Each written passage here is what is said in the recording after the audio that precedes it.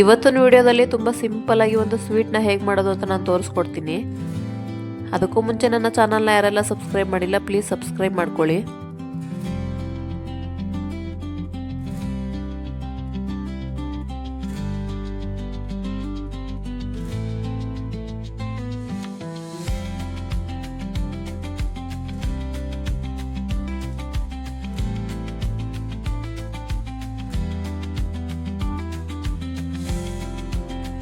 ಮೊದಲು ಇಲ್ಲಿ ನಾವು ಹಾಲನ್ನ ಕಾಯಿಸ್ಕೋಬೇಕು. ಹಾಲನ್ನ ಕಾಯಿಸ್ಕೊಳ್ಳೋಕೆ ಇಲ್ಲಿ ಸ್ಟವ್ ಮೇಲೆ ಒಂದು ಪಾತ್ರೆ ಇಟ್ಟು ಪಾತ್ರೆಗೆ ನಾನು ಇಲ್ಲಿ ಒಂದು ಅರ್ಧ ಲೀಟ್ರ್ ಆಗುವಷ್ಟು ಹಾಲನ್ನ ಹಾಕೋತಿದ್ದೀನಿ. ನಿಮಗೇನಾದ್ರು ಜಾಸ್ತಿ ಬೇಕು ಅಂತಂದರೆ ಜಾಸ್ತಿ ಹಾಲನ್ನ ಹಾಕೋಬೋದು. ಅರ್ಧ ಲೀಟ್ರ್ ಹಾಲಿಗೆ ನೀರೆಲ್ಲ ಹಾಕಕ್ಕೆ ಹೋಗ್ಬಿಡಿ. ಹಾಗೆ ಬಿಸಿ ಮಾಡಿಕೊಂಡು ಇಲ್ಲಿ ನಾನು ಬಿಸಿ ಆದಮೇಲೆ 2 ಸ್ಪೂನ್ ಆಗುವಷ್ಟು ಸಕ್ಕರೆನ ಹಾಕೋತಿದ್ದೀನಿ.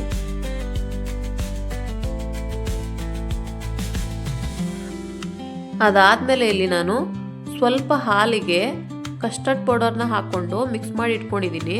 ಅದನ್ನು ಇದರೊಳಗಡೆಗೆ ಹಾಕೋತಿದ್ದೀನಿ. ನೋಡಿ ಈ ರೀತಿ ಹಾಕೋಬೇಕು. ಹಾಕ್ಕೊಂಡು ಚೆನ್ನಾಗಿ ಬಿಸಿ ಮಾಡಿದ್ರೆ ಅದು ಸ್ವಲ್ಪ ಗಟ್ಟಿ ಬರುತ್ತೆ. ನೋಡಿ ಈ ಥರ ಚೆನ್ನಾಗಿ ಮಿಕ್ಸ್ ಮಾಡ್ಕೊತಾ ಹೋಗಬೇಕು.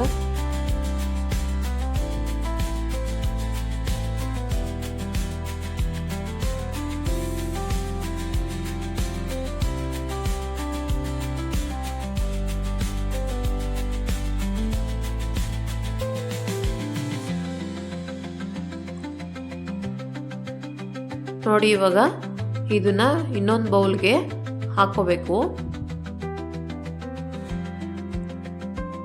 ನೋಡಿ ಈ ರೀತಿ ಇನ್ನೊಂದು ಬೌಲ್ಗೆ ಹಾಕೋಬಿಡೋಣ. ಹಾಕೊಂಡಿದ್ದಾದ್ಮೇಲೆ ಇದನ್ನ ಒಂದು ಅರ್ಧ ಗಂಟೆ ಫ್ರಿಜ್ಜಲ್ಲಿ ಇಡಬೇಕು.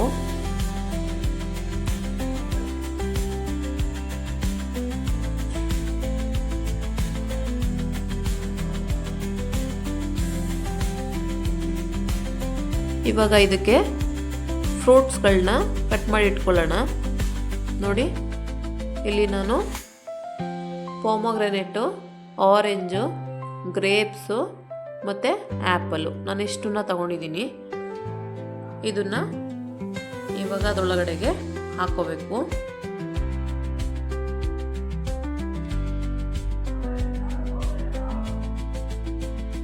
ನೋಡಿ ಈ ರೀತಿ ಒಂದೊಂದೇ ಹಾಕೋತಾ ಹೋಗಬೇಕು.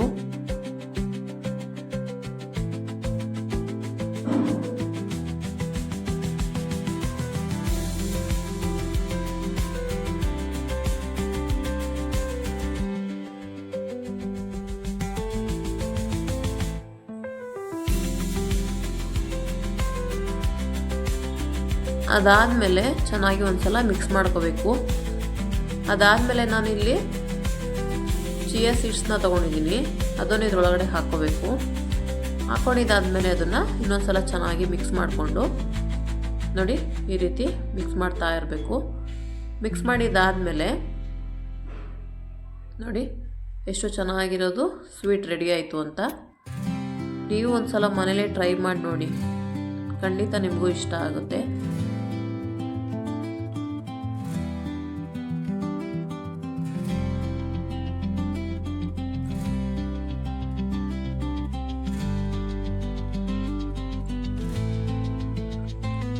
ಈ ವಿಡಿಯೋ ನಿಮಗೆ ಇಷ್ಟ ಆಗಿದ್ರೆ ಲೈಕ್ ಮಾಡಿ, ಶೇರ್ ಮಾಡಿ, ನನ್ನ ಚಾನಲ್ನ ಸಬ್ಸ್ಕ್ರೈಬ್ ಮಾಡೋದನ್ನ ಮರಿಬೇಡಿ.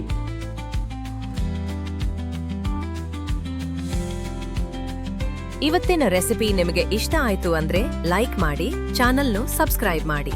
ಮುಂದಿನ ರುಚಿಕರ ವಿಡಿಯೋದಲ್ಲಿ ಮತ್ತೆ ಭೇಟಿಯಾಗೋಣ.